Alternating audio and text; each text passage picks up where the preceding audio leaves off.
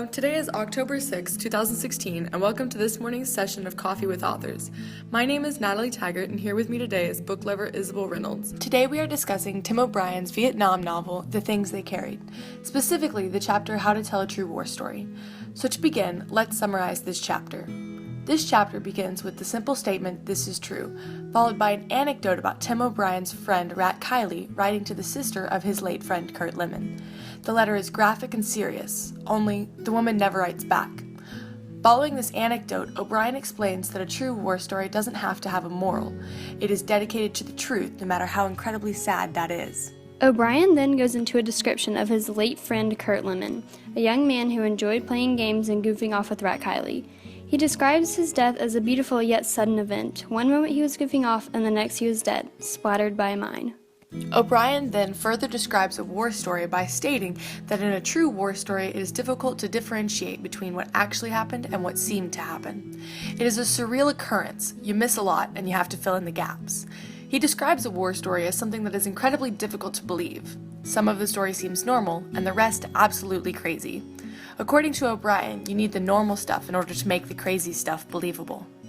One of the anecdotes that O'Brien uses in this chapter to express this idea is told to him by his friend Mitchell Sanders. It's the story about how a group of men once went into the mountains on a listening patrol and heard the noises of a party. Spooked, the men then ordered airstrikes and burned the mountain. Mitchell Sanders then goes on to explain that not everything in the story was true, just necessary to make Tim believe that the men on the mountain heard things.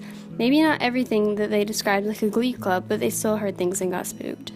O'Brien then continues by explaining that a true war story does not generalize. It is what it is, a graphic story believed by gut instinct. The next anecdote that O'Brien includes in this chapter is easily the most graphic. O'Brien describes a scene in which Rat Kiley attempts to care for a baby buffalo, but in a surprising twist, suddenly begins to shoot it in various parts of its body, the leg, the side, and even the nose. All of the men in the group watch as Rat Kiley cries and tortures the baby buffalo. O'Brien follows this final anecdote with a final explanation of true war stories. They are graphic and serious and sad and contradictory, believable yet unbelievable. The war stories are told to express emotions, to make you feel and understand. O'Brien ends this chapter by explaining what war stories are about and why they are told. He states, "It's about love and memory. It's about sorrow. It's about sisters who never write back and people who never listen."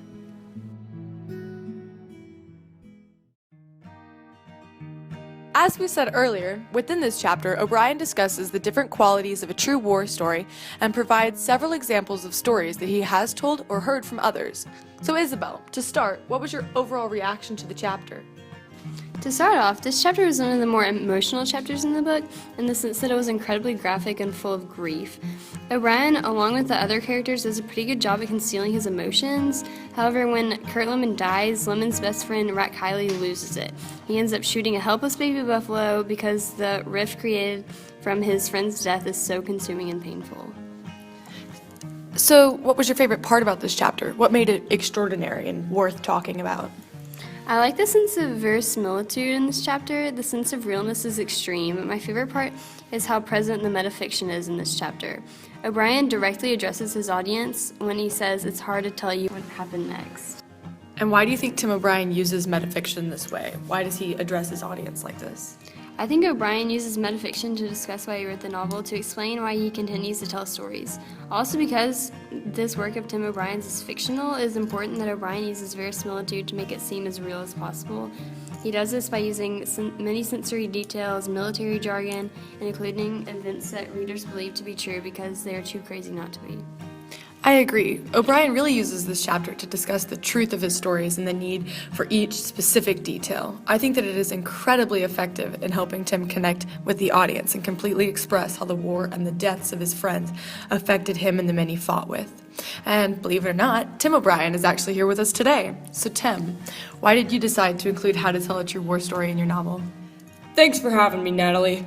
You know, I wrote this chapter because most people really don't understand what the war was like. The only way to get this across to people is by writing and telling stories. Even when the stories aren't necessarily 100% factual, the concepts and emotions behind them are. This specific chapter was aimed to really expose my whole thinking process behind why I write war stories the way I do.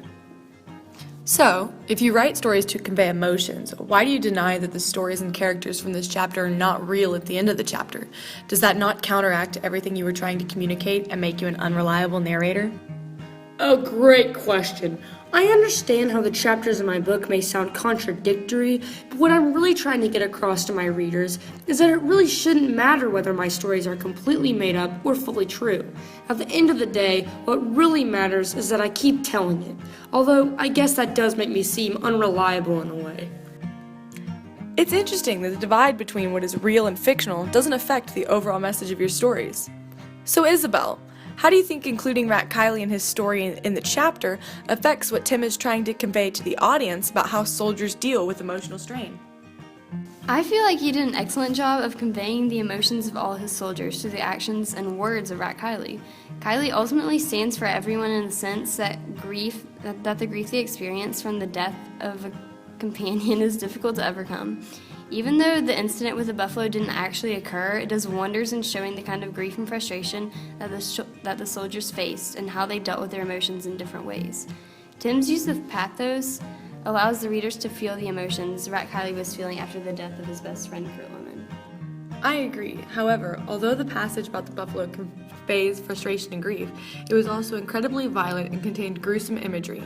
Do you think that the passage about the buffalo was perceived that way by the audience? Do you think most of the audience was appalled by Rat Kiley's actions, or do you think that they understood and could empathize on some level with Kiley?